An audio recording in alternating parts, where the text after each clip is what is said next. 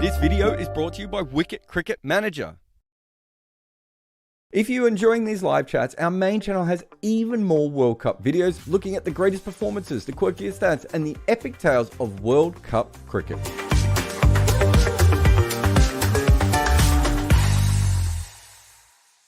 This show was made by HLCTech, a company that believes in partnerships so much you can read their name on the Australian shirt.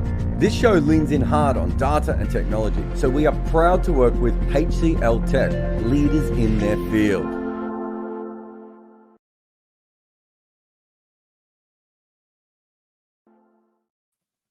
Hello, ladies and gentlemen. This is Red Inca. We'll be doing things a bit differently today. And Jared's still here, but who gives a fuck about Jared? We've got Estelle with us. And you can find her at Estelle Vasudevan. That is her name. And you can find me at Def Mango on Twitter. And we are doing this session specifically to talk about the World Cup. So South Africa have fallen short once again in the semis. Australia have defeated them, and they are into their 8th final in their history. They are, of course, 5-time champions and are 8-0 right now, and are up against an Indian team, which is 10-0, which is their longest ever streak in ODI cricket. So, Estelle, let's start with you. How do you feel about all of that? Yeah, it's going to be an incredible final, no? I mean, looking at how things have gone, Australia have won 8 in a row. I think Sri Lanka can take a lot of credit for that because they started it all off 8 in a row, and India have got 10 in a row. So should be a great matchup. I think if anyone has a chance of turning over this Indian team, you'd have to think it's someone who's been so consistently good over this tournament despite having a bad start. So, Jared, it's interesting. Australia have won 8-0, but, they've been scrappy. Right? India have been relentless. They've been a complete team, as complete a team as we've ever seen. You've mentioned prior, the only other teams that come to mind are 2003 Australia and 2007 Australia. Barring that team, it's probably this Indian team which has looked so, well, not entirely invincible, but that's what the numbers tell you, right? 10-0, and they've never won that many ODIs ever before. Can they break the record, go 11-0? And it's just interesting how it's Australia, because the World Test Championship final was with them. And India lost. And it's a nice little narrative that's built up over here with the whole 2003 repeat. Yeah, no, it's interesting, isn't it? 20 years on, especially we just had the 1999 World Cup semi-final flipped around there with a chase of 212, 213-ish. And even a random, the openers getting off to a start in the chase before a random wicket happens. And probably getting a little bit closer to the end, although very disappointing the Australians didn't do a bunch of runouts to make that more exciting right at the end. But I mean, I think Estelle's kind of right, isn't she? That you watch South Africa, and if they made the final, especially the way they played in this game, there's a part of you that would think India would probably just eat their souls. Whereas even if Australia gets scrappy all the way through to the finals, you just kind of feel, well, actually, if you look at their form today, Inglis looked good at times, and Mitchell Starc looked good at times, and and Travis Head is now the greatest bowler in World Cup. He's the new Glenn Phillips, and so Australia works out ways to win. And to be fair to South Africa, I thought they played very well today, but they weren't quite on that level. I didn't really think anyone's going to beat India anyway, but perhaps a David Warner, Mitch Marsh, Mitch Starc, Adam Zampa attack could at least put throw India off a little bit. So it should be a great final. I still haven't worked out if that was a classic game today or one of the shittest games of cricket I've ever seen. And it could be both. I don't know. And maybe going back to 1999, I watched it actually recently, the whole game, or as much of it was online. There's about an hour and a half of highlights. Well, there were until some of them were taken down. Free Row Belinda, but I was watching that and I was like, this actually isn't a very good game. There's some really shit cricket being played here, but so it'd be interesting to see in years to come how we look back on this semi-final, because it was quite interesting.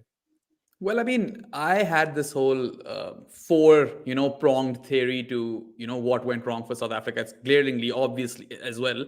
24 for 4 coming up against Starc and Hazelwood, and Starc was looking like Starc of World Cups gone by. That was a proper throwback bowling effort. And, losing those 4 wickets up front, then, of course, the double head strike.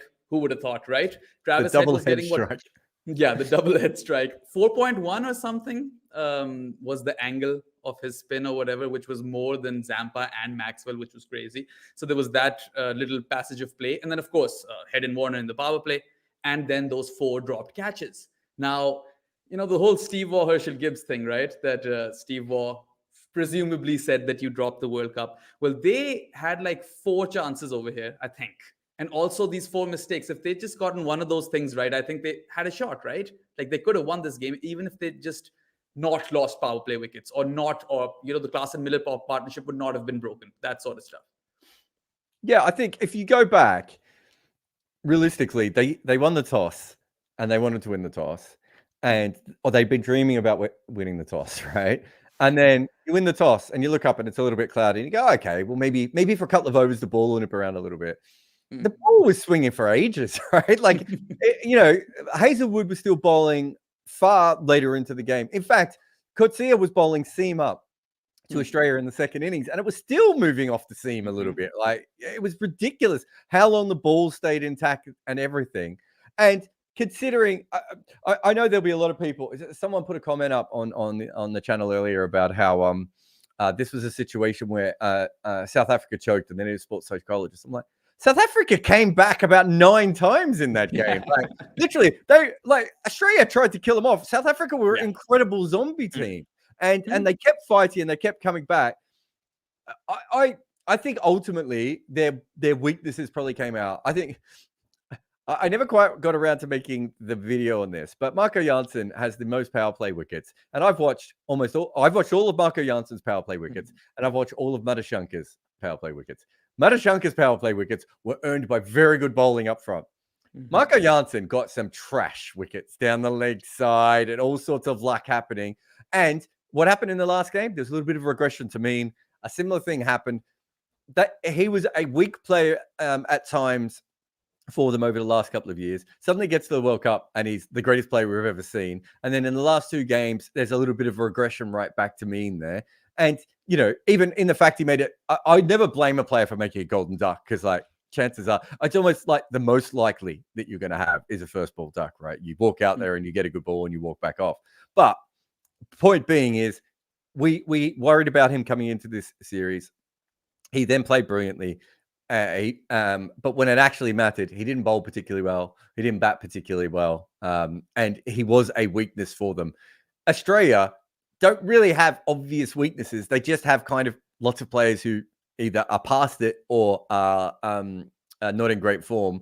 And so I thought South Africa did great to keep pulling themselves back into a game of which, to be fair, they should have been out of probably by the first rain break, right? Yeah. Estelle, you want to add anything? Those mishaps, the dropped catches in particular, was that like something which, it hit really hard? Why are they dropping catches? Why is South Africa doing that? And even we had a hint of rain in this game. So that was bad juju right there. Yeah, it's funny. I felt like they fielded really well and also really badly at the same time because they seemed to create a few chances because they were quick to the ball. So it was a weird one, but overall, I feel, again, Australia is a team which has kind of changed their fortunes with their fielding, right? Even today, the fielding up front was really good. So South Africa could have really kind of snatched a win out of nowhere if they had held on to the chances. But at the end of the day, they didn't really put enough runs on the board to really, really create pressure because Australia were able to go at like 2 runs and over, right? And still win the game. So yeah, cruise control was all that was required. But Jared, it's interesting how, you mentioned that they were a zombie team. I love that.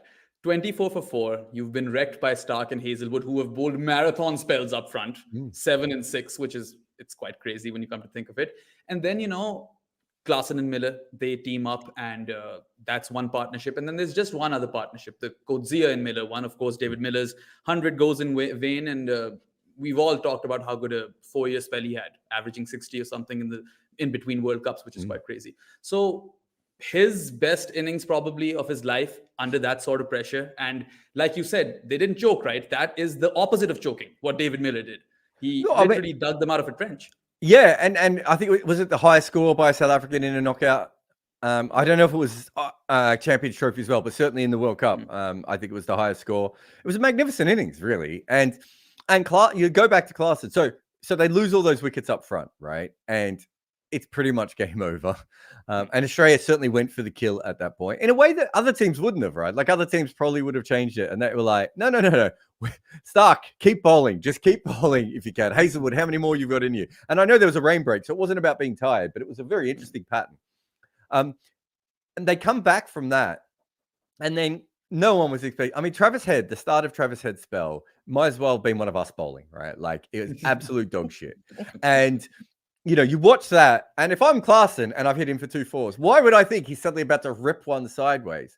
Then Marco comes out first ball, gets stung. As I said, these things happen in cricket. That's fine. So they've actually had 2 collapses in that innings, which is even more remarkable that they kept pulling themselves back. And then you go to the batting, and they're bowling, and you've got Warner and Head trying to end South Africa as a nation, from what I could tell, not just in this tournament, right?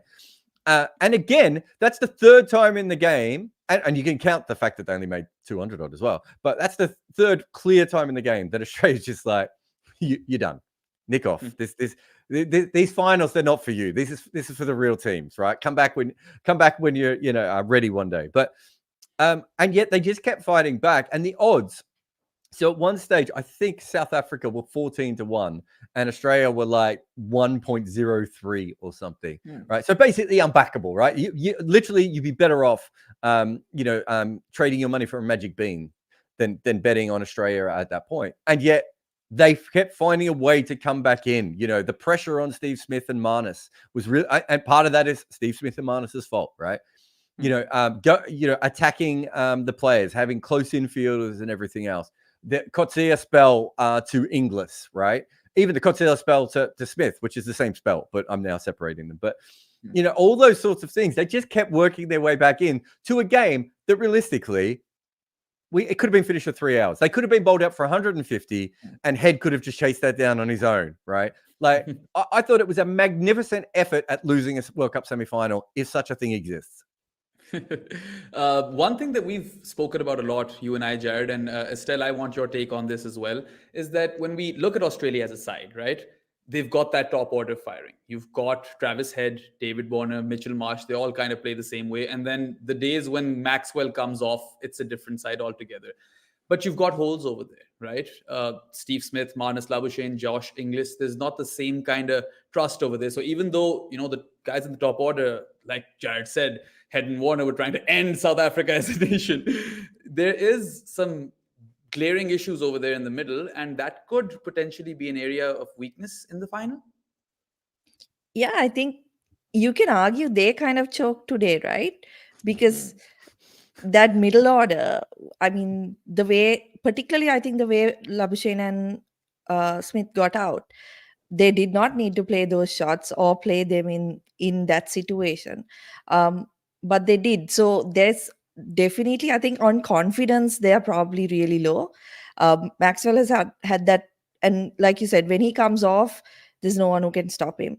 But they definitely have that issue there where if you can get those top 3 cheaply, particularly because they seem to score their runs quickly. So even today, by the 15th over, I think all 3 were back in the pavilion, right? So you still have time to kind of come back into the game, even if they do get off to a reasonably good start. Just on Smith, you talked about the shot he didn't need to play.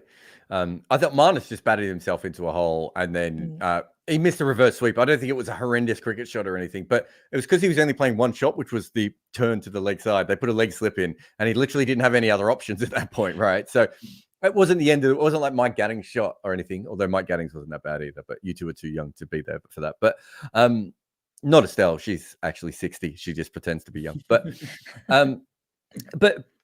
what I wanted to ask both of you is, what was the worst shot today? Quinton de Kock or Steve Smith? Glenn Maxwell, maybe.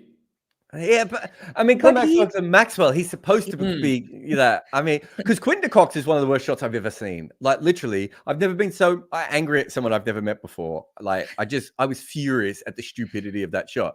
But Steve Smith had just been knocking the ball around, and suddenly he's just like, I'm going to just swipe a pull from out here on a full ball for no reason. It's such a bizarre moment to have happen. At least with the the Quinton de Kock one, of course, they're very similar, de Kock and Smith's dismissals. I can understand the frustration. They weren't getting any runs. They were like, 8 runs after 6 overs, something like that. It was wild. Like in the first 9 overs, I think they had like 15 or 16, something like that. Dreadful. Yeah. Absolutely dreadful. So I can understand where that came from, that shot came from by Quinton de Kock. But Steve Smith didn't need to do that. You just needed to literally nudge it away for singles and win the game. So I don't know where that came out from. And I'd say Smith's was worse. Interesting. I think Quinton's is worse as an actual shot. But I think that Smith is stupider in the situation. Estelle, final vote? Yeah, I'd go with Smith as well because, like you said, he didn't need to do that, and he didn't give any indication that he was trying to attack before that either, right? I mean, he was playing out maidens of Shamsi and Maharaj, so it was a strange decision. Yeah. So we spoke about, the one issue with the middle order and how Australia kind of choked, but there was another issue, right, in the build-up to this game, was that Australia were heavily reliant on Adam Zampa for wickets, and now that's one big piece of the puzzle solved because the pace attack delivered, and Zampa didn't even get any wickets today. Travis Head was Australia's best spinner, but even though the figures will show that Cummins has 3 and Hazelwood has 2, those 2 wickets were bigger. Hazelwood's performance, I think, is bigger, and Mitch Starc at this kind of form going into a World Cup final, Australia have got to feel good about that. I mean, how much does it depend on the fact that the Kolkata Clouds were there? Because I haven't seen him swing the ball like that for that long. I've seen him swing it more, but for a couple of balls. But I don't think I've seen him swing it that long for a while. 2 new balls are fine as long as they're under the Kolkata Clouds. Yeah, exactly. That's all we needed was some cloud. But look, I don't think that matters because now that Mitch Starc isn't praying for reverse swing later on with the 1 ball anymore, now that he can bowl properly, I think it's impossible not to get a little bit of confidence from that, right? Like even if he knows it was assisted by Ahmed, everything else, and he looked like he was a little bit low on confidence. So they're not going to beat India without new ball wickets, I wouldn't think. The way that they play, they don't have, at least if South Africa didn't get new ball wickets, they had 5 frontline bowlers, where Australia doesn't even have that, all these sorts of things. So I think they're going to need new ball wickets. So they're probably going to need Starc to be in a good frame of mind. And he should be, right? Also, he was there at the end. Did he hit the winning runs? Was it him that hit the 4 at the end? Was it Cummins? Yeah. Cummins. Okay. Well, they should have let him do that as well then. That was stupid. Yeah, I mean, how can you even question Pat Cummins at this point? It all started with the Edgbaston test. Then was that partnership with Glenn Maxwell. And now he's literally finished a World Cup semi-final versus South Africa of all teams. I can make it better. If I'm not mistaken, he was batting ahead of Starc in all formats of the game up until the Headingley test. I could be wrong. It might have moved a test or 2 beforehand. But he'd been batting ahead of him for ages, and Starc just kept getting not outs behind him, right? And eventually they swapped. From the moment they swapped, Pat Cummins has gone back to batting like someone who should be ahead of Starc, and I love every minute of that. Yeah. Estelle, would you be surprised if Australia, if they win this World Cup, it's Pat Cummins who hits the winning runs at this point? Yeah, no surprise, especially the way he ended it today. I mean, everyone in the commentary box was talking about which fielder they're going to clear and which, how they're going to get a boundary. But he just calmly kind of cut it behind square and it's a boundary for him. So, I mean, I would be very surprised if Australia won the World Cup, but not so much if Pat Cummins hit the winning runs. Yeah, if the stars are to align, that's the only way they do, right, for Australia. Let's talk about South Africa's bowlers a bit as well. I mean, they bowled pretty well. I've been fanboying hard over Gerald Coetzee all World Cup, and he is still one of my favorite, or the favorite breakout star, even though I think Rachin had a better tournament. But I just like Coetzee more. I don't know, it's something about the guy. And one of 4 bowlers to get 20 wickets in this World Cup. His bowling average of 19.8 is the best average for any non-Indian bowler in this World Cup. And his strike rate is second only to Mohammad Shami's. So, unless you're counting Rohit Sharma, because Rohit Sharma's strike rate is probably the best at this point. So, yeah, I mean, that is as good a World Cup as you could have hoped for coming into, your first ever World Cup. Yeah, I mean, well, they would have wanted Anrich Nokia, right? Like, that would have been plan A. to have, and I don't think he's as good a bowler as Anrich Nortje at the moment, although Anrich Nortje has been struggling with injuries and lost a little bit of form. But I think Anrich Nortje is an incredibly special talent. And Coetzee can do most of the things that Nortje can do, maybe not quite as good at the death, and probably can't bowl with a new ball as well, right? But the majority, he can bowl fast, and he'll hit the middle of the pitch, and he scares people, and he's certainly very wholehearted in the way that Nortje is. He clocked 150. I saw Coetzee clock 150.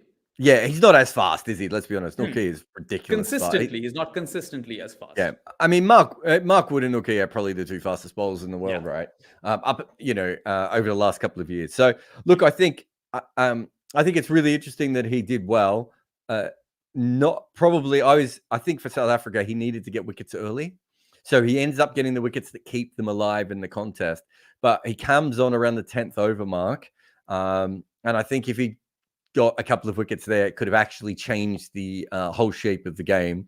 But look, he did it with an old ball. As I said, I really like the way he went about it with Inglis. He should have got Inglis caught behind or caught it slip about 5 times, I reckon.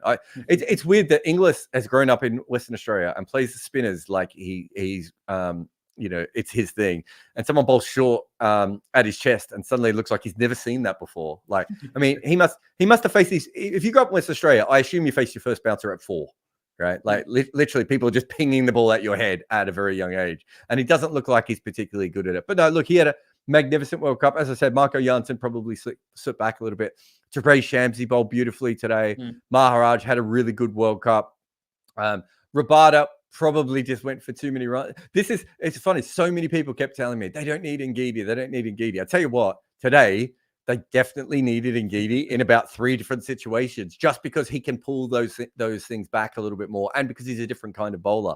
But I thought that their bowlers gave them every opportunity. Not to mention Aiden Markram, which was like, what a star turn that was. Like, they've basically not used him all tournament. And then it's like, you mind bowling while Australia's pouring kerosene on us in the power play and just seeing how you go, right? I thought that was fantastic. He had fire in his eyes when he got David Warner out. That was a real good World Cup moment for me. But the guy who probably impressed me the most throughout, barring Coetzee, of course, because I'll remain a fanboy, and I think that English dismissal is right up there.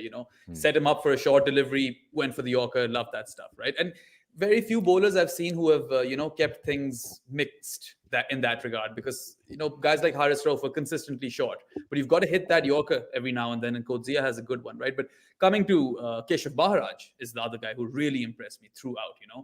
You guys might be surprised to know that he's had the same amount of success as Kuldeep Yadav in this World Cup. And the numbers are almost identical. I have them right up over here in front of me. Kuldeep edges out Maharaj on average, which is both like 24, so 24 point something and 24 point something. Maharaj is the better economy, and both of the economies are in 4. And in strike rate, Kuldeep beats Maharaj by like 1 point. So Maharaj is 35, Kuldeep is 34. So he's bowled some worldies. Estelle, you in particular would appreciate that, coming from the land of spin. How good was he all tournament? And he's the number 1 bowler too, I believe, in ODI cricket now. Yeah, it's crazy how he's made that transition from being like someone who they considered completely red ball to doing so well in white ball cricket, right? And it's funny because today I felt like he should have been maybe used earlier, particularly the way the wicket was playing. But obviously Bavuma had different ideas. In the end, just the fact that he wasn't able to pick up wickets after the first one really, I mean, that hurt them, because Shamsi was kind of looking the more dangerous bowler, whereas he was keeping the runs down, but in that chase it didn't really matter bowling economically. So I guess in that sense, if you're comparing him with Kuldeep, maybe that is the thing that sets him apart, is that Kuldeep may go for more runs, but is a bit more of an attacking option than Maharaj. Yeah, I mean, Kuldeep could probably make something happen on a pitch where there isn't much there. And as most finger spinners, which is, it's not Maharaj's fault, but generally they default to being a little bit more defensive, don't they? But it was really fascinating. I know a lot of people said that Maharaj should have bowled earlier, but it's like they brought Markram on and that worked. And then they brought Shamsi on early, which they probably normally wouldn't have done, right? They probably usually would have gone to Maharaj, but I think the left-hander was at the crease, so they went with Shamsi. But that also worked. Like, he bowled really well. Also, so I don't think Bavuma made any mistakes. It's just that looking back on it, even he didn't understand probably, because if you remember in the Australian innings, the ball didn't seem to spin for a while, and then a little while later it started to spin. And the Markram thing was like just not accidental, but well, probably my guess is that if they were going to have it as a plan, he would have bowled in the first 5 overs. And instead it was just, well, we don't want one of our frontline spinners coming on now. Let's just give the ball to Markram and hope they run down the wicket and hit the ball straight up in the air. But again, it's funny that there were people in the chat saying to me, oh, what a mistake Bavuma made by not bringing on Maharaj earlier. And I was like, he literally changed the game with the Markram decision, which almost no one would have made. Yeah, no, the plan, it was all planned, right? It was, Aiden, you're going to bowl in the power play and have the death. That's your role for today, of course. Aiden, you're going to bowl in the power play when Australia's already about 80 runs after 5 overs. And Rabada's just been hit out of the attack. And you're just going to come on, take Warner's wicket. And then, and then again at the death, we'll bring you back on. Yeah, it's interesting you bring up the Temba thing, because I'm also part of a lot of WhatsApp groups that discuss cricket. And this was a common theme. A lot of people were pissed at Temba. And as captain as well, a lot of people I know are of the opinion that he shouldn't be captain and Markram should be captain. I think Gautam Gambhir has this opinion as well, unsurprisingly. But going into the future now, right? Where is South African cricket? Because Quinton de Kock is gone. So a big chunk of your success, his runs up top, and he was a run accumulator at this point. He took calculated risks, Quinton. Today, not so much, but otherwise, not today. Today was uncalculated risks, right? But he's gone, and goodbye, Quinton. Thanks for your services or whatever. But Temba Bavuma is not a popular captain, and South Africa are going to need a new opener. So Riza comes in, and then Klaasen's old, right? He's not on the right side of 30, or maybe he is. Maybe he's 32 or something, but he looks older. And who else do they have? Aiden Markram. Yeah, Rasi's there. Rasi's also 32, 33, somewhere around there. David Miller also. He's old. Yeah, they've got heaps of older players. Even what's his name? Who's the backup player? Riza. Riza's old. Riley's old. He's not in the squad, but Riley Rousseau is old. They have a couple of younger players that they can turn to. Obviously, Dewald Brevis has played like a handful of games in List A cricket, but they can certainly bring him in. But the question is, like, how quickly do you move off these players when the Champions Trophy is in 2 years? So do you just go, no one gives a shit about the Champions Trophy, which is the right way of thinking about life, and move on and think about the World Cup in 4 years' time and worry about the T20 World Cups and all these sorts of things? Or do you go, well, actually, we've got a pretty good core of players, and if in 2 years' time, Marco Janssen's going to be a better all-rounder and probably won't get smashed out of the attack and everything. Maybe we can find someone else that will come through as well, and maybe someone like Dewald Brevis will come in into that lineup. Also, I don't really know where you go. I felt this way about kind of most teams. Sri Lanka, weirdly, is one of the few. We just like, well, it doesn't matter. They're all young, so you just roll it back out there. Bangladesh, maybe a couple of the older players will leave, but they've got a really young core as well. But teams like Pakistan, New Zealand, South Africa, I'm like, surely the best thing is to rebuild, but that does mean chances are that you won't be a contender to win the Champions Trophy. It doesn't mean that you won't play some good cricket in it, but you probably won't be a contender to win. And I don't know what the correct way of thinking about that is. Yeah, it's interesting. I just checked. So Klaasen is 34 and 32, and then Rasi and what's the other guy? Rasi and David Miller. They're also 34. So next World Cup, maybe you got one of these three guys, and then there is Baby AB, Dewald Brevis, and Tristan Stubbs. So they've got a lot of really good young players coming through. So I don't think that. But the problem is, it's like the batting isn't the reason they failed today, right? Like, so even Temba's been fine, and actually probably by the Champions Trophy, I don't know how old he is, but he could still be the opening batter and probably will go back straight after this World Cup and have a Fucker Zaman-like moment and make bunches of runs everywhere again. But they've got other players as well that they can bring in. But it's just whether certainly the Rassi and Miller are the two. We just like Miller might retire, so that might actually solve your problem. Rassi's such a late bloomer. I'd be shocked if he retired, if we're being honest, especially because he's not going to get as many offers in T20 cricket. We've got a super chat, actually. I just checked. You want to take that? Yash Palmer. I put it on the screen. Can you not see Oh, it? you did? Oh, there it is. Okay, so Yash Palmer asks, coincidence, World Test Championship finalists made it to the ODI final? I think not so much, actually. It kind of goes on to show you that they're operating at a level where they are the two best teams in the longer formats, I would say. And England was there in this conversation in ODI cricket, obviously. But when you take them out, Australia was the most likeliest candidate, I would say, if you'd have to just guess what the final would be if England weren't playing. So, yeah, I think it kind of makes sense. Checks out. Well, who are the best 4 Test playing nations at the moment? Who do we think? Australia and India, England, and who's the 4th best at the moment? Because everyone not else, New Zealand anymore. Not New Zealand. Not Pakistan. I South mean, the Africa 4th. at home? I mean, South Africa might be. South Africa is actually kind of rubbish in Test cricket as well, but that maybe they're the 4th best. So perhaps there's a part of that. I mean, I think Australia is. I suppose they won the World Test Championship. Look, I think it's interesting. I wouldn't take too much into it though. Like for instance, you wouldn't make that comment if Stark ran out, Cummins and Zampa and Hazelwood went out, right? Like, and yet you could still make the case that that Australia is the second best team, and if they got booted out. So look, I get the point, and look, talent still matters in cricket, right? So if you have those players, and that was something that Australia did a couple of years ago. They went the opposite way of England. They used to not play Hazelwood in one-day cricket, and eventually Hazelwood just went, "I want to play limited overs cricket," and then developed himself. I don't know if you can develop yourself. Certainly hard if you're a roll of film, but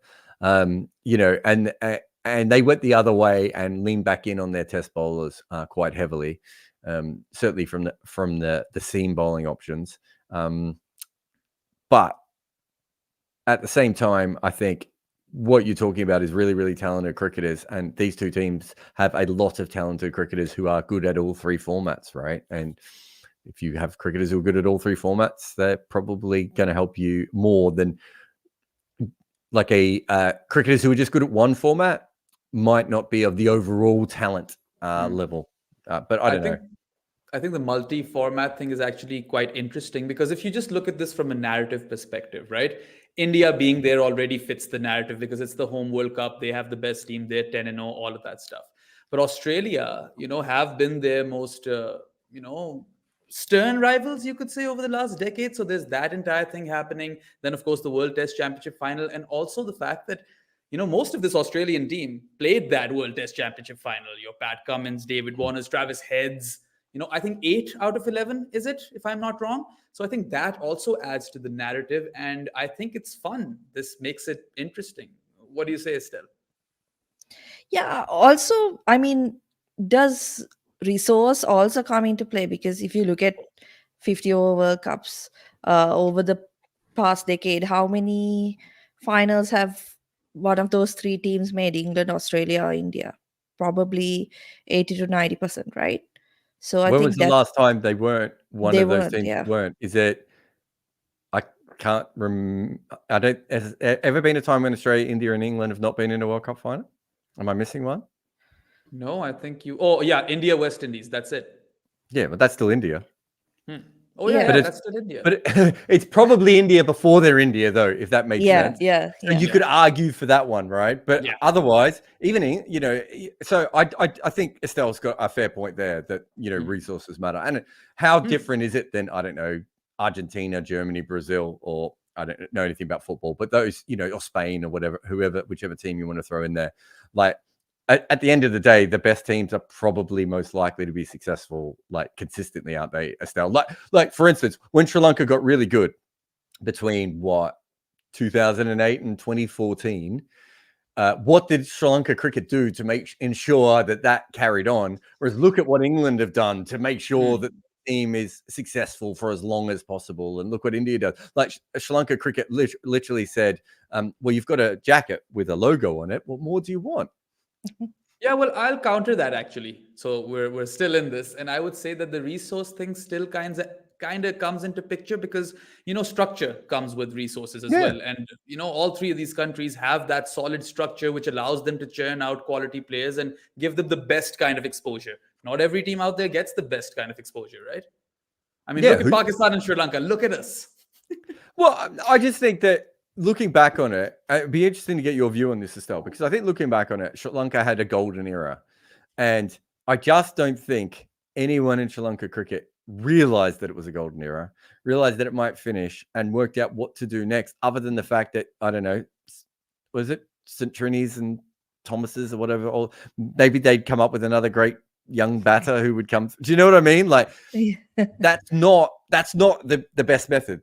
Look at what the other teams have tried to do, and there is a big difference between that. And look, there's not much you can do if Kusal Mendes is your best batter in a generation. You're probably not going to be a fantastic cricket team, right? You're probably not going to be able to beat India, right? And that's no disrespect to Kusal Mendes, but he's not quite on that level. But at the same time, I just, watching Pakistan, Pakistan's a perfect example of, we know the talent is there. It's just that the whole thing is run by a chicken farm if the chickens were running the farm. And the chickens got like double dose of steroids or something because they're crazy out here, right? Let's move on to the other semi-final. I think we've spoken a lot about South Africa and Australia, so it's time to go to India and New Zealand. And before we get to India, let's just quickly talk about New Zealand, right? So should we have a break first? Oh yeah. I didn't know Red Inker had a break. You're supposed to tell me these things. Let's go take a break, and then we'll be back with the next semi-final.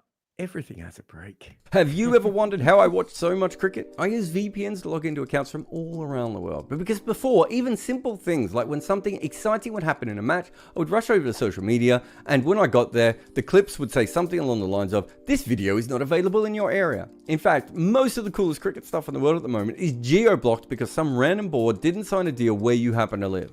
If you're a hardcore cricket nerd, the only way is to have a VPN, and we suggest Surfshark. They will give you the speed of your favorite quick bowler. They're as inventive as a T20 batter after a bunch of dot balls, and they're as secure as a specialist wicketkeeper with the softest hands in the world.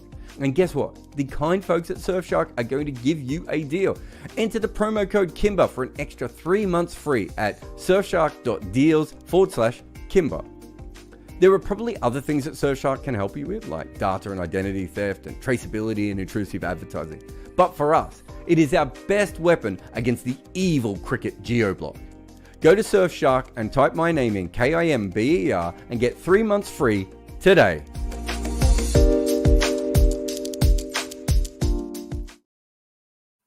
Welcome back to the Red Inker. You are with Behram, Jared, and Estelle, and we're moving towards India and New Zealand. New Zealand first, and at one point in that game, only at one point, it seemed like New Zealand were in with a sniff when Kane and Daryl Mitchell, they made New Zealand believe because they needed 185 runs in 19 overs, if I'm not wrong, and they had wickets in hand.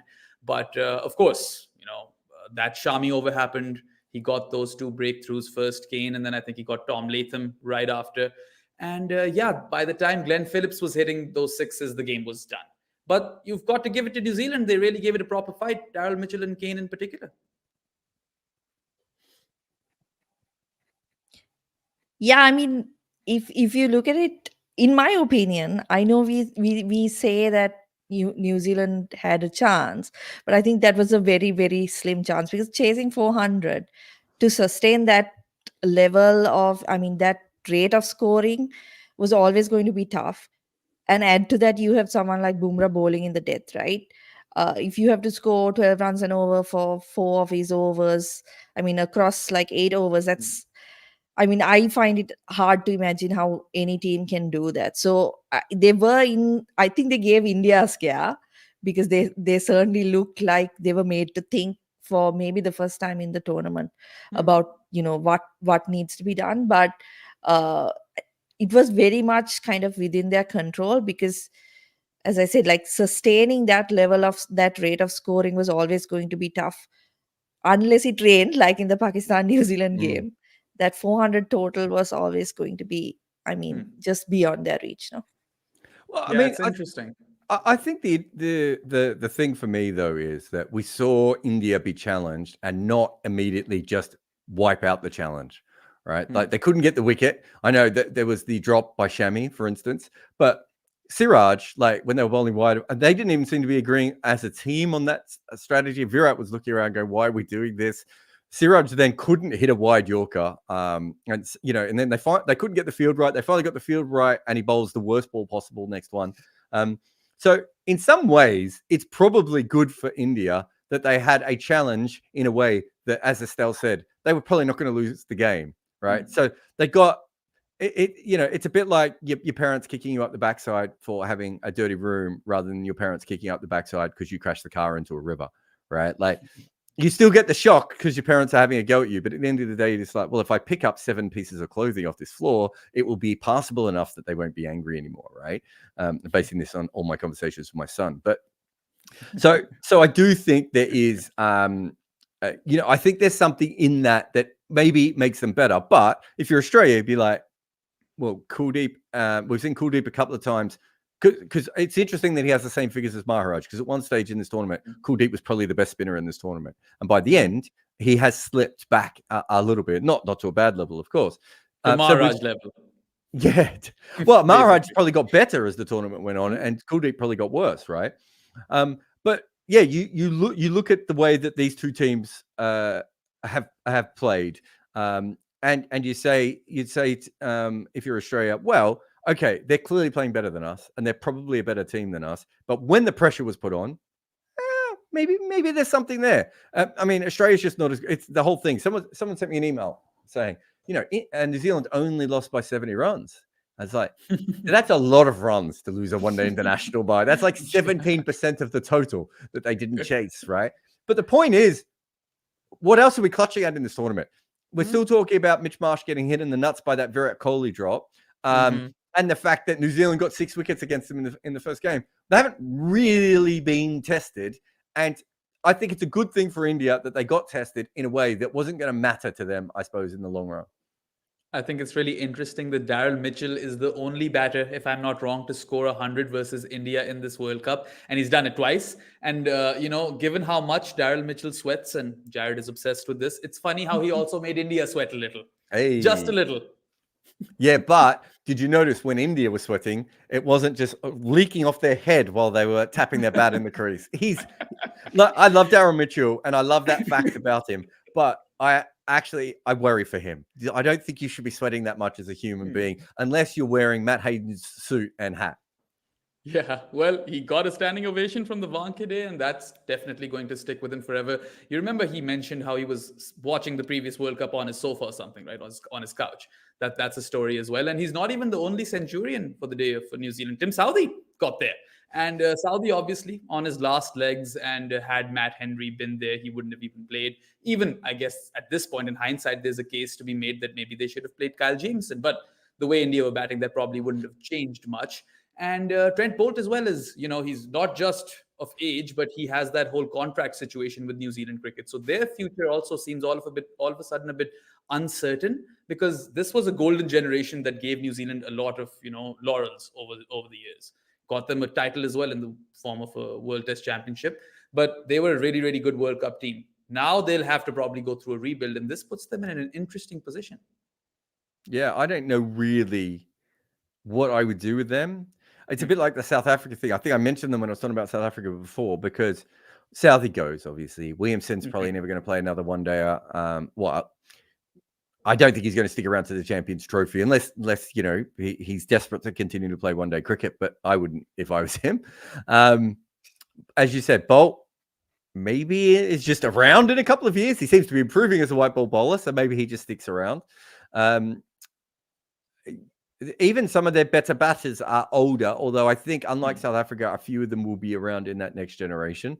And that next crop of Chapman, Phillips haven't really developed the way that they would want them to. But maybe Ravindra is so good that, he jumps that, and they will, the Beast will be back, and Michael Bracewell will be fit again, certainly for the T20 World Cup, we hope. But yeah, again, like a lot of people have said, this is the end of the golden generation, but I think the golden generation actually finished when Ross Taylor retires.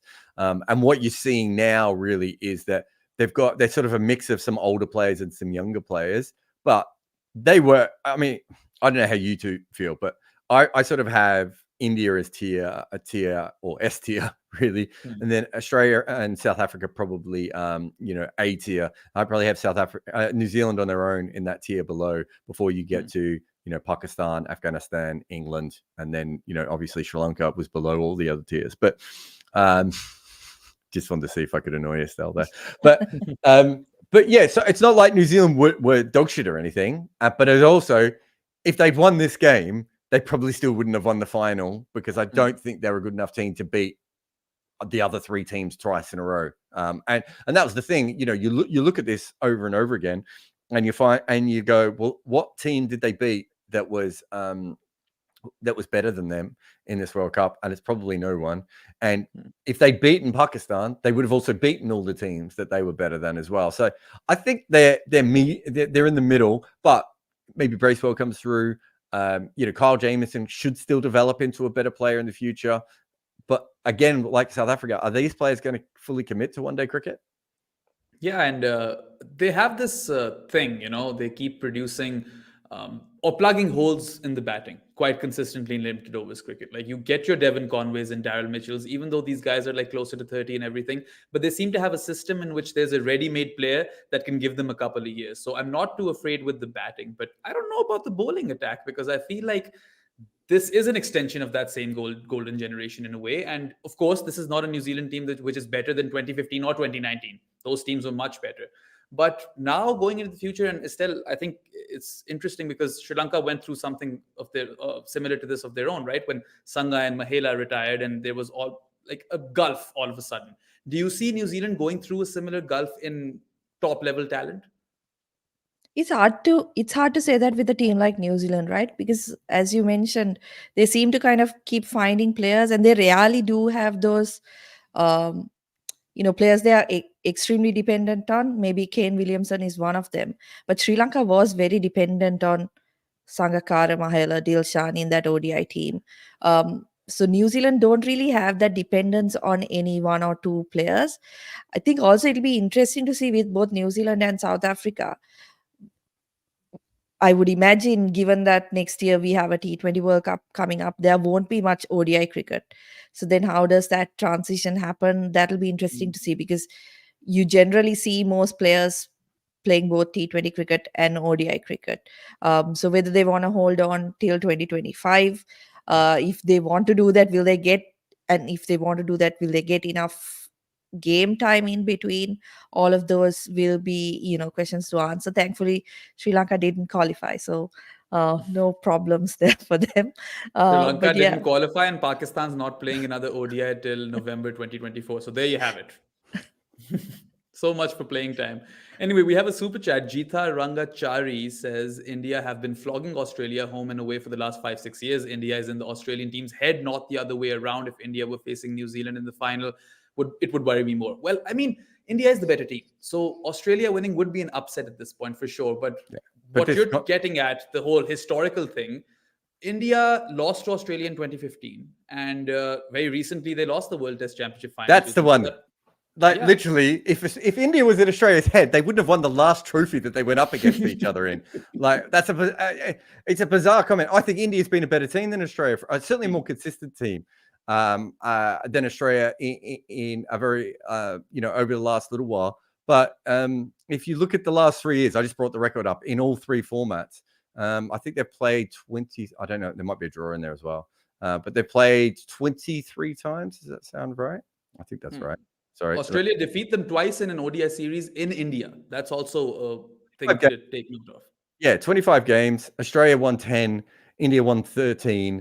There was 2 draws. And Australia won a test match in India, which, to be honest, considering how much better India is than Australia, especially in their home conditions, was an absolute. They won the World Test Championship. India's not in Australia's head. India's a better team and is playing better and is more well-rounded, but they're not in Australia's head. That's just absolute nonsense.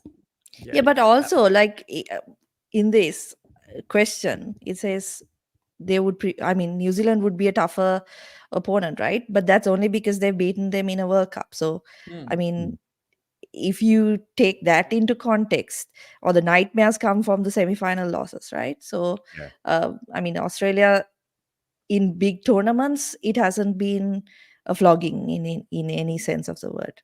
I mean, Jeeta, think about 2003, right? That's the only time we've seen India play Australia in a World Cup final. So I don't know if that thing is true. It could be true in many different ways. I'm not saying it is true in any way, but it could be in many different ways. Aditya Balal says, am I right that Shamsi didn't bowl enough googlies? It's not his main delivery. Yeah. A little bit like, there's another bowler, another wrist spinner. I've forgotten now.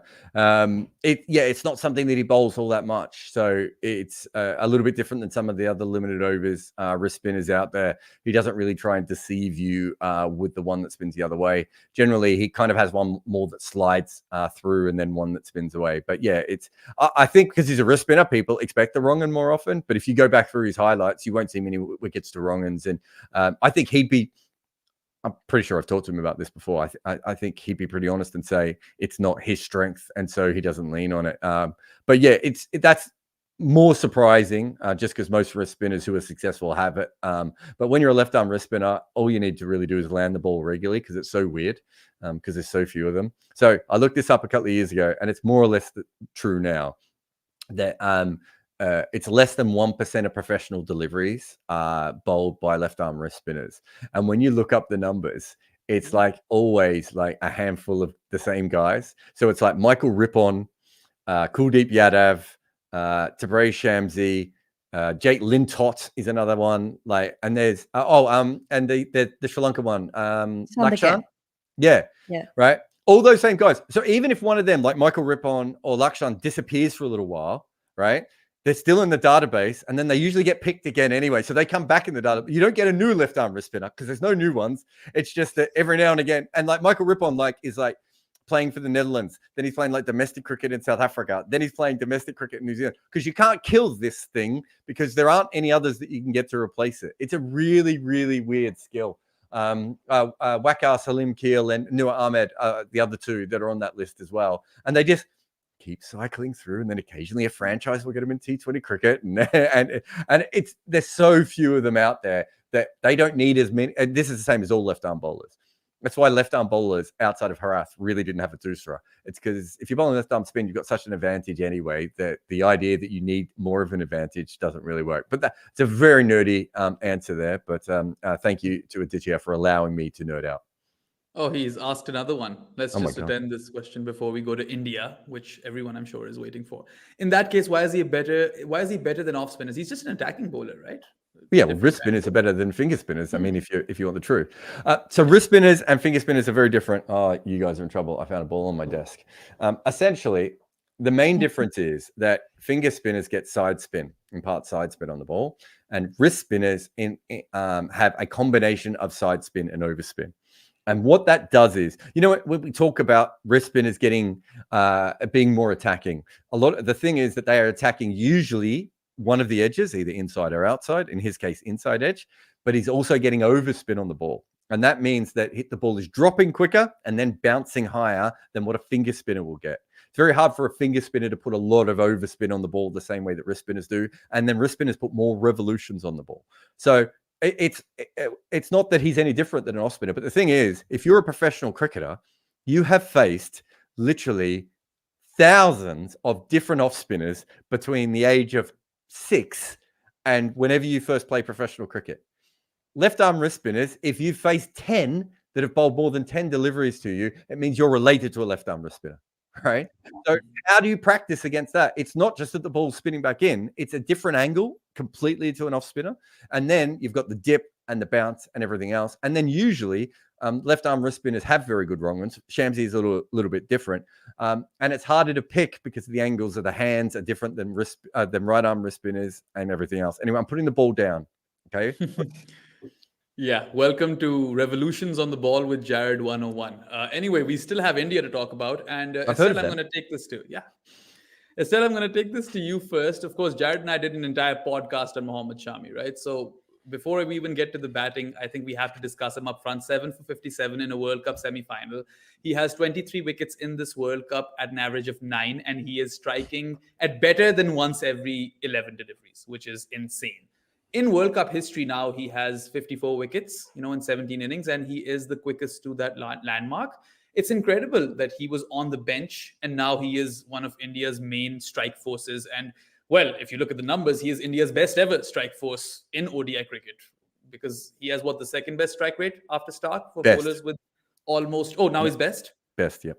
Best ever strike rate in ODI history for bowlers with a minimum of 120 wickets, I think. It's a lot of wickets, yeah. Yeah. So yeah, your thoughts on Shami? Yeah, he's been incredible. And I think what's set India apart from their usual campaigns as well is that, like you mentioned, he didn't play the first couple of games. And then they decided they needed to be a bit more fearless, right? And go with that 5 bowler option.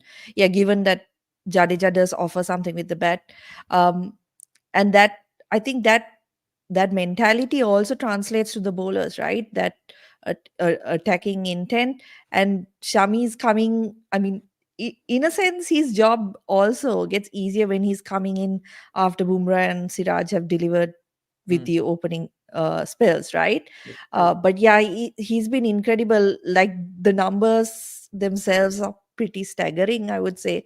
Average of 9, picked up the most number of wickets in 6 games, right? In comparison to everyone else who's probably played 8 or 9. So incredible. And it's really good to see, because it also sets a standard for other teams, right? When you think about Indian conditions, they play, you're thinking of playing maybe 3 spinners. You're never thinking of playing 3 quicks. But India have kind of been brave with that, and it's really paid off for them. Just on what Estelle was saying there, it was interesting. So she said they chose to be attacking. And I think a lot of people will say, well, Hardik got injured, so they brought Shami in, right? Which makes sense. But they actually could have done something quite different, right? They could have moved Jadeja further up the order and got him to bat at number 6. They could have had Ashwin and Shardul further down the order at 7 and 8 and gone in with that sort of way, giving themselves 6 bowling options. And the fact that in some ways, she's right, they chose the attacking option, but also that it was kind of an accident, right? Because they would have gone with Hardik if Hardik had been around. And I still think this team would be better if Hardik was in it, because you would then play him in Sky's role. And then when you wouldn't need Virat Kohli to bowl, right? Which is a crime against nature, but let's just go with it for a minute. But the other thing is, it's interesting. I think that certainly there have been times when he has benefited from the fact that he comes on to bowl after Jasprit Bumrah, and that is very, very handy. But I don't think we've ever seen a bowler be able to take as many wickets from first change outside of perhaps peak Alan Donald back when he used to bowl first change. And yes, there's 2 new balls, so the balls are a little bit later, but he's not getting the brand new ball.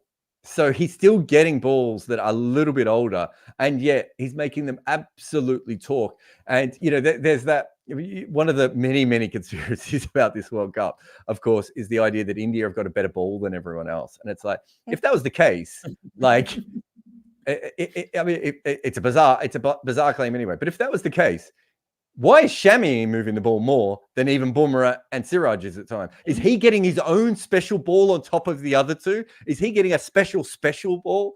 Like, at a certain point, you just have to say that the skill level that he has to be able to get the movement he does from first change. How many bowlers? Look, Tim Southee, if he doesn't have the brand new ball, again, looks like I'm bowling out there, right? Like, there's a lot of very good bowlers in this World Cup. If they haven't bowled in the first 6 overs, have been absolute pants. And yet the best bowler in this World Cup is, I don't need the new ball. Just give it to Siraj. He's a good kid. He'll give him a go. If it doesn't work, I'll come on and take a 7-for and it'll all be fine.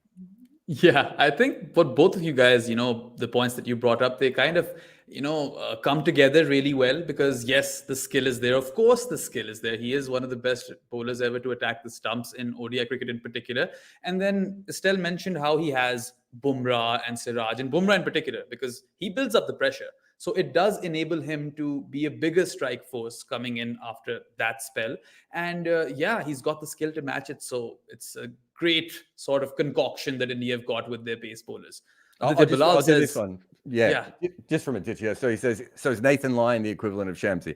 This just to go back to the nerdish thing of before of the top spin on the ball, because Nathan Lyon bowls with more top spin. He's not the same for two reasons. One, he's an off spinner, and everyone has grown up bowling facing off spin, and they would have faced someone who bowls top spin with off spin before. But also, finger spinners just do not put the same kind of revolutions on the ball, and it doesn't drop in the same way as wrist spin. Plus, he's bowling with a different arm, so it's not similar in that way.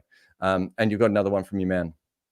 Jita Rangachari says, no, the team has beaten India and Australia twice in a row at least. Obviously, India the stronger team, but there is no mental block, so to speak. But I don't think, did any of us say that India had a mental block with Australia? We never said that at all. We said that Australia was the stronger team out of... I think, Jita, you said that Australia have a mental block, and then to kind of explain to you why that's not the case, alternatives were presented. No one ever said India has a mental block. No, everyone here...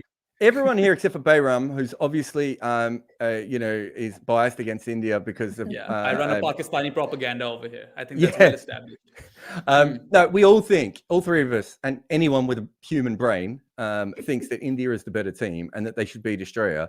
But of the three semi-finalists to play India, we would think that Australia is the most dangerous team all around in the way that they play. And, if you...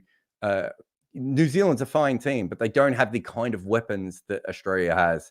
Put it this way, that if you look at Australia, there are 4 players in Warner, Head, Maxwell, and Marsh who have the ability to score 160 to 180 and really change a game, right? New Zealand don't have that at the moment, right? They have a couple of really, really good players, and they have players who can make big scores, but not at the speeds that the Australian players can. And also the same with the bowlers, right? Like, even if you say Stark's out of form, Stark is a proper strike weapon when it works, as we saw in this game.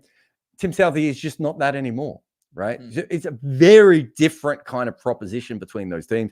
And as we said, South Africa has their own issues in their team. Like, put it this way, like, who would think they'd be able to chase anything over 140 in a World Cup final? So at best, even if you think South Africa is a better all-round team than Australia, you're not going to back them to chase any runs. So they're half a team, right? That's all we're saying. Thank you for the super chats. We will keep taking your money, but you need to listen to what we're saying. We never said that India has a mental block. You said that India always flog Australia. And I looked up the last 25 games. Australia has won 10 and India has won 13. And the last final, these two teams played against each other. If you want to do the last 2 finals, as Bayram said, but 2015 doesn't really matter anymore.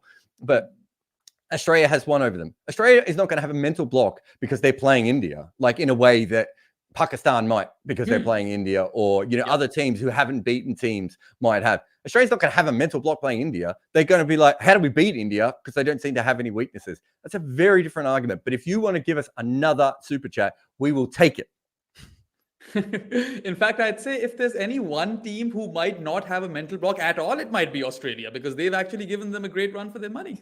He's back. Rangachari says, love Bayram's podcast and Ball by Ball Twitter. There we go. No, we're on the same team. I'm sorry. Let's get this off the screen. We're not having any positive about Bayram here. It's not allowed over here. Anyway, we were speaking about India's bowling and Mohammad Shami, but one other big reason for their success is their batting. And shout out to Shayan. He pointed this out, that now all of India's top 5, the minimum average over their batting average in their careers is 49. And that's Rohit Sharma, which is even more bizarre. And for Indian batters who have scored a minimum of 2,000 runs in ODI cricket, 5 of the top 6 play in this team. They are the top 5, which is, you come to think of it, and that's just unprecedented. Yeah, I went through the numbers to try and find another team who had it. So 2007 Australia, who, to be fair, if this Indian team isn't the best team of all time, 2007 Australian team probably is. They had 4 of the top 15 batting averages of all time, but they didn't have number 1 and 2 and like number 6 or whatever it is. Do you know what I mean? I think they had number 1, maybe 1 further down, and then they had 14 and 15. And that was a fantastic team as well. I'm not taking anything away from that 2007 team. But we haven't seen anything like this before. We've never seen a team at a World Cup have so many of the players with the best batting average of all time. I think, in fact, you two, I think both of you, the last piece that we put up in the emailer and on the main channel was like a combination of your 2 ideas that I think that the both of you came up with, which is, how the hell do you beat India? And then look at India's batting lineup and how well it is made for each position. So I'm trying to think of another team. So Sri Lanka and Afghanistan, they are both burgeoning batting lineups. And you look at their batters and you go, there's some interesting players coming through. They're young. We'll wonder what will happen over the next couple of years.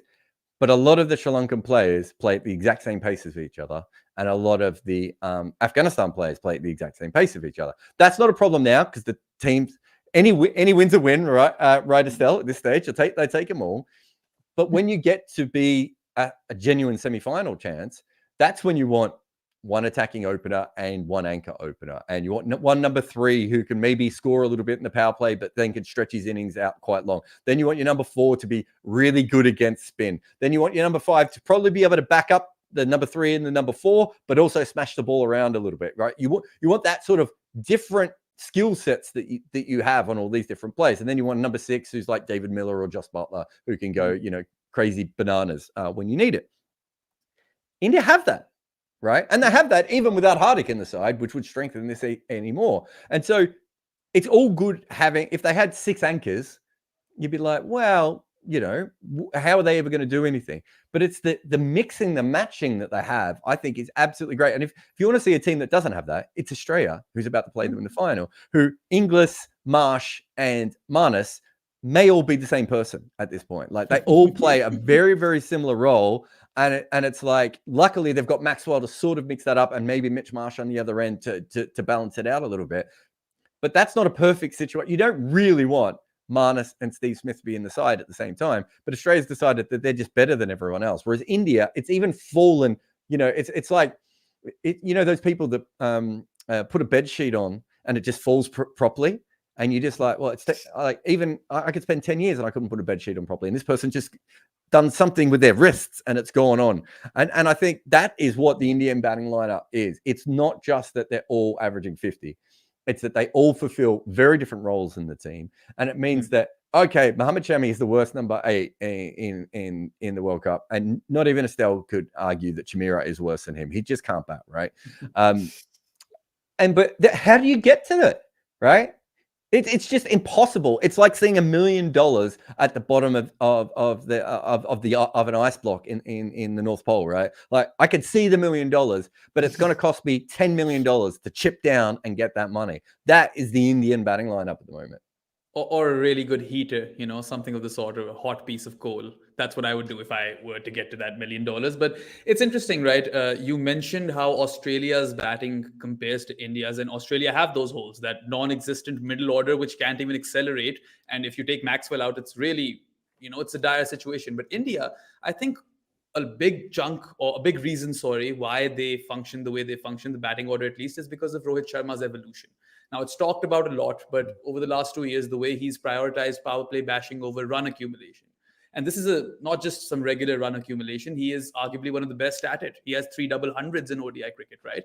So Rohit's power play bashing, I feel, along with, Gill's calculated aggression, I would say it's risk-free for most of the time, risk-free stroke play, but he does take a handful of risks. And when it comes off, even when it doesn't seem like it's come off, he's ended up with 80 of 66, right? And having that opening pair allows Virat Kohli to anchor, to go into cruise control and do what he does best. And yeah, I mean, he got his 50th ton at the Wankhede, broke Sachin's record of ODI hundreds with Sachin in the stands. He was blowing kisses back and forth with his wife. It was one of those big World Cup magic moments, right, that we've ever seen for India. Barring Dhoni's 6 and of course Kapil's moments, this is another big one. Yeah, absolutely. I think just you mentioned about him being able to play that role. I think also it matters that all 6 of them, even the anchors, are able to kind of start clearing the boundary once they hit a certain mark, which is, for someone who follows Sri Lanka cricket, that's one of the biggest problems, right? I knew you were going to bring that up. The minute you said that, I was like, that's just it's bitter because the Sri Lankans can anchor, but they cannot hit an anchor. They can't do the next part of the job, right? Which is to kind of go after the bowling. So even if Kohli is anchoring and he's got 80 of 100 deliveries, he can then hit the accelerator and score 120 of 95, right? And that's been a big part of their success. I think a lot of also credit to Shreyas Iyer, who's been kind of amazing at number 4, right? Straight sixes. Those are straight sixes out of hell. Yeah, because I mean, looking back as recently as the Asia Cup, there were still doubts as to whether they should play Ishant Kishan ahead of him, right? And to come in and to perform like he has in this World Cup, it's been fantastic.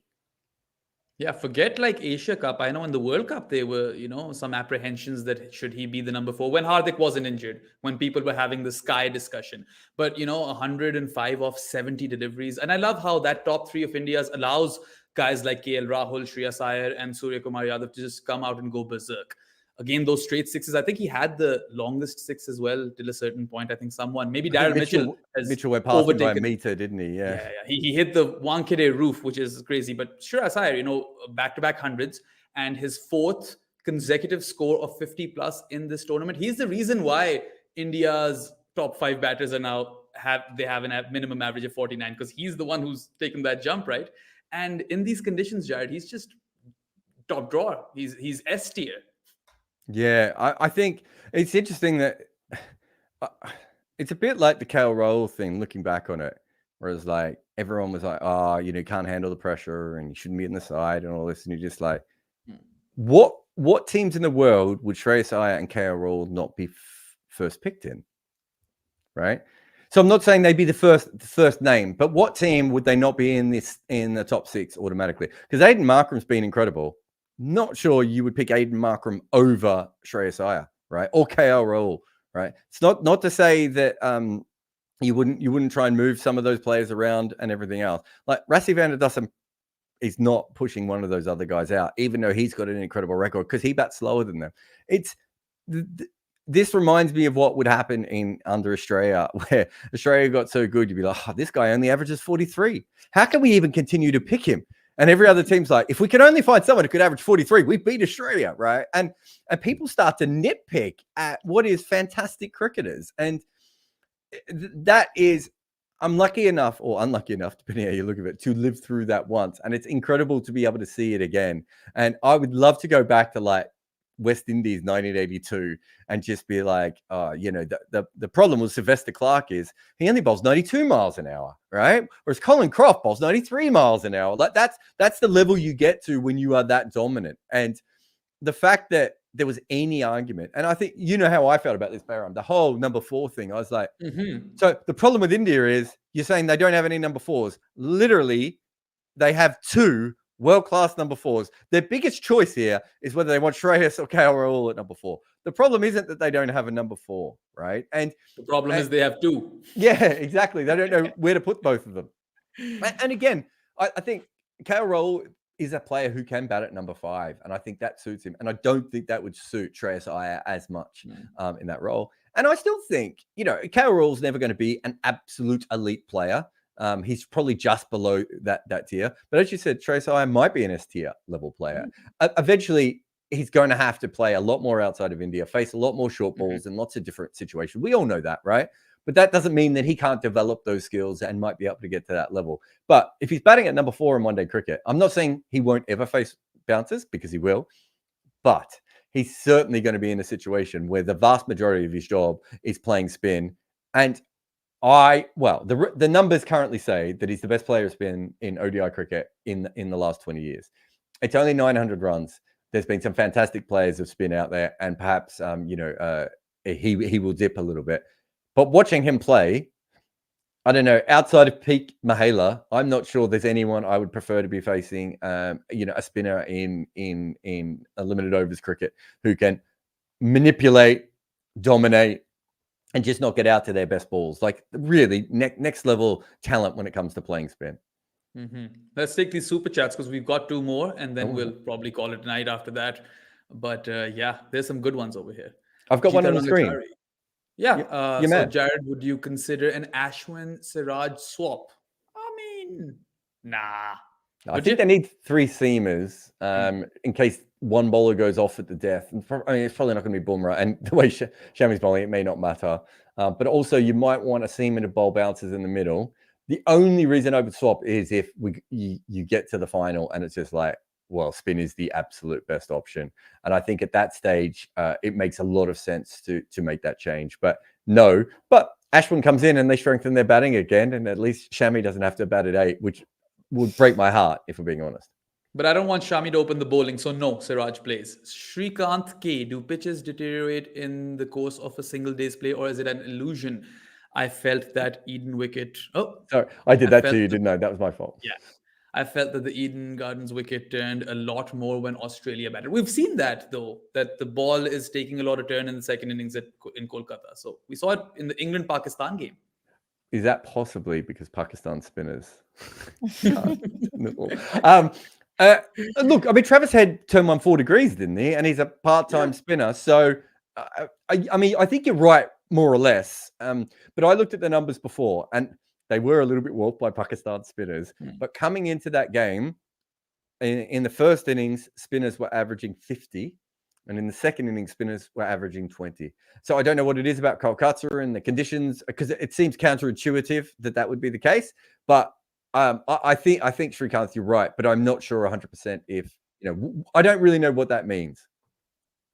Last one. All right. Make an argument for Australia winning the World Cup. This is a great note to end this Red Inker on. And I'll go first because I've actually got a theory. Not a theory, but I have a roadmap for Australia winning the final, right? They get power play wickets versus India.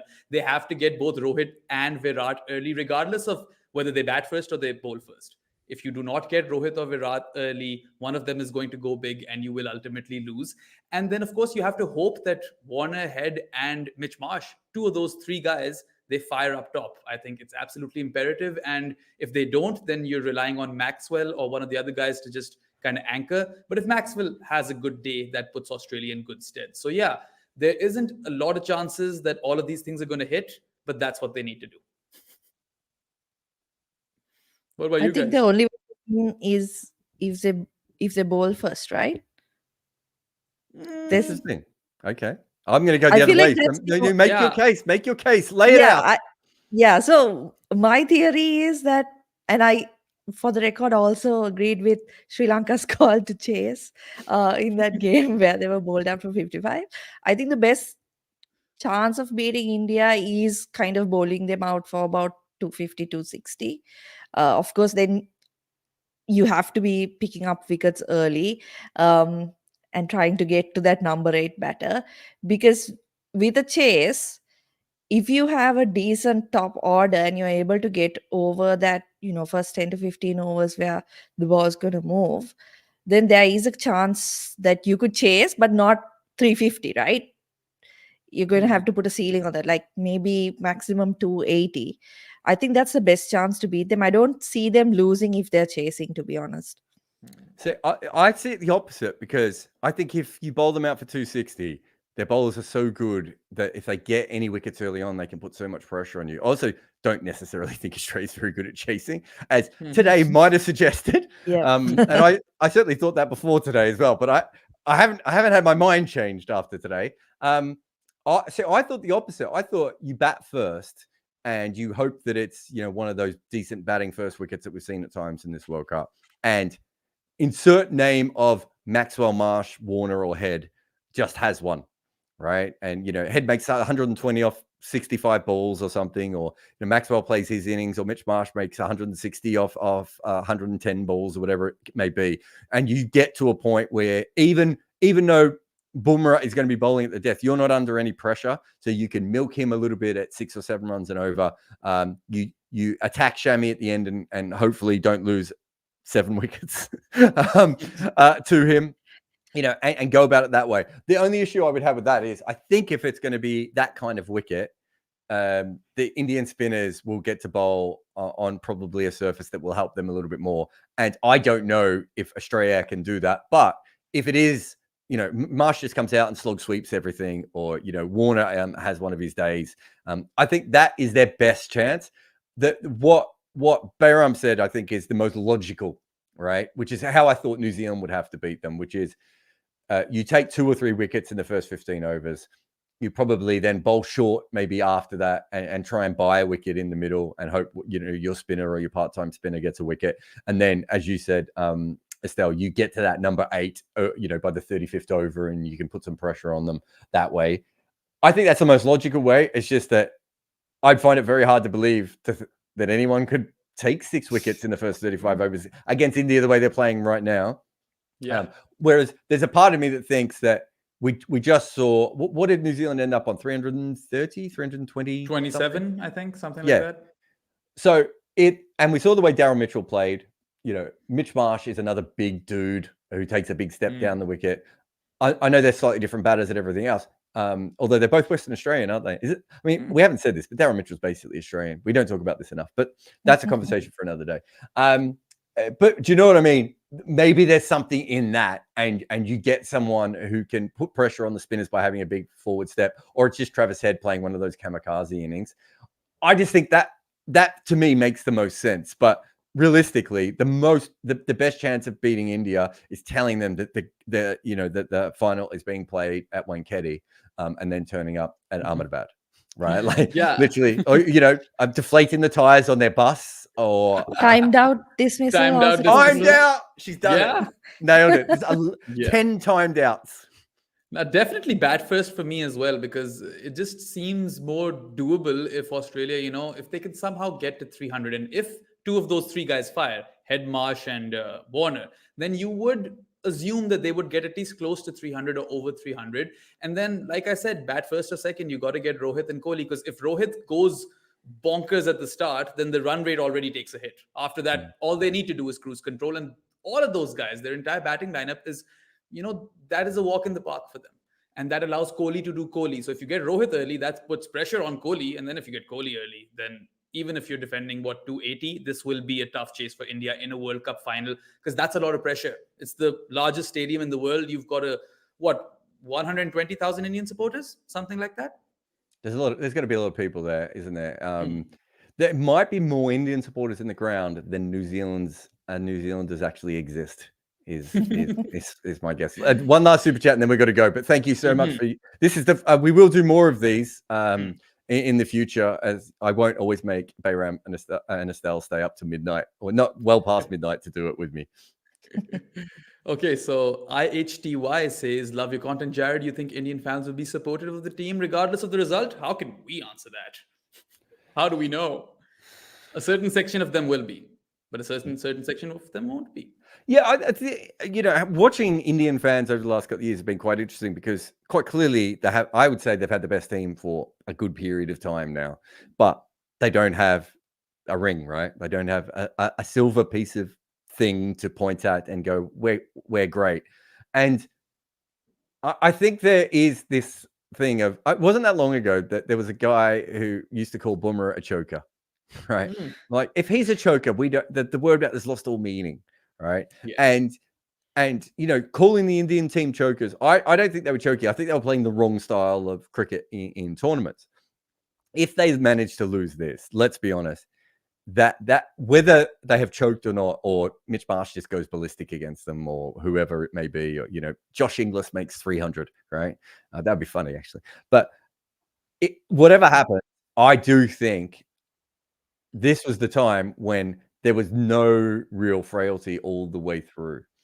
Whereas I think in the other World Cups, you could make a claim that India was a really good team at times. But you could also make a claim that maybe another team was as good or better in most of those tournaments. I don't think you can make that claim this time. If they don't win this at home, right, with the form that they have had, right, they should all book holidays a long way away from India, would be my guess. And I'm not sure there is anywhere far enough away from India. Isn't that great story of, I can't remember what it was, but Virat Kohli went on holiday to one of the most remote places on earth and went to have the breakfast his first day in his incredibly expensive villa, and straight away, like, an Indian family came up to take a photo with him. Like, there is no hiding, right? And if they lose this game, they are going to be tarnished with that brush. But the truth is, 1992 New Zealand, 1983 West Indies, 1999 South Africa. We've seen incredible teams not win World Cups before. No Indian fan wants to hear that. Yeah. And I mean, even if they do go on to lose this final, there's some legends in this team, and it doesn't take anything away from their own personal legacy and legend and all of that stuff. But people will say these things, right? Because I know how South Asian fans work. They'll be like, oh, this team did not win silverware together, and India haven't won an ICC trophy since the Champions Trophy 2013. So even though they are the best team, and they do kind of deserve to win this World Cup, but that's sport, right? That's knockout cricket. It could happen that they lose. If they do lose this World Cup, does it not mean that Ishant Sharma is the greatest cricketer that ever played for India? Yeah. Who else was there, right? No, Patel. there was no one else there. It was Ishant Sharma on his own bowling dirty drag downs in a gloomy weather at, where was I? Birmingham, I think it was, wasn't it? I'm just saying, we just have to, all this praise of Virat and Rohit and Bumrah, I'm sorry, Ishant Sharma is the one true god if they don't win this World Cup. And if not, I'm willing to share the honor, Virat and Ishant on the same level. Yeah, so it'll be a fun one to watch. Quick predictions, Estelle. I mean, India, yeah. Yeah. Color of my cap, I'm going India as well. Jared. Yeah, I mean, look, if Australia win, I think something weird has happened, right? So it should be India. Well, let's see what happens then. Thank you for tuning into the Red Inker. We'll be back with more content soon. And yeah, that's all from us tonight. Goodbye. If you follow my work, you'll be very tired because I produce a metric ass ton of content and I can't do all of that myself. I also can't afford an army of people to do it for me. So what I needed was a solution to get all my analysis, hot takes, and random asides out on social media. And I found that with Memento, the AI tool that basically takes all of my work and cuts it up, makes it look pretty, and pushes it all over the internet. If you have content and you need to repackage it, use Memento. If you enjoy our content, we ask you to hit the like button, subscribe, or drop a comment along the lines of, "Wow, Jarrod, your vibes are immaculate." Additionally, sharing our work on social media, supporting us in super chats, and helping us out on Patreon or Buy Me a Coffee all mean the world to us. Like our stuff? Please support us by whacking that subscribe button like it's a short ball. Or you could just leave a comment expressing your admiration, such as, "Wow, Jarrod, you're the Aubrey Faulkner of YouTubers." Also, please help us spread the word by sharing our work across social media, back us on Patreon, or also support us with